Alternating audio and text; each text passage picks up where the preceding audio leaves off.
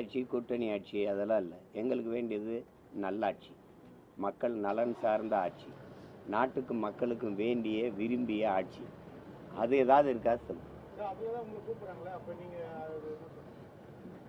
நான் சொல்றது நல்ல ஆட்சி. நான் சொல்றது நல்ல ஆட்சி.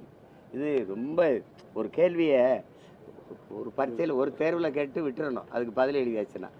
ஒவ்வொரு தேர்வுலையும் கேட்டுட்டு இருந்தா அது எரிச்சல் ஆயிருது. என்ன வரம்பை மீறி செயல்படுவதா பாஜக எம்பி ஒரு விமர்சனத்தை வச்சிருக்காரு. ஏற்கனவே துணை குடியரசுத் தலைவரும் உச்சநீதிமன்றம் மேல விமர்சனம் வச்சிருந்தாரு. தங்களுக்கு எதிராக ஒரு கருத்து வரும்போது அது எதிராக செயல்படுதுன்னு நீங்க சொல்றீங்க.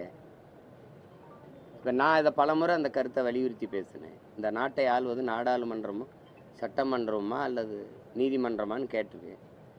எங்களுக்கான உரிமை பறிக்கப்படும் போது அந்த ஆவேசத்தின் குரலை நான் எழுப்பினேன்.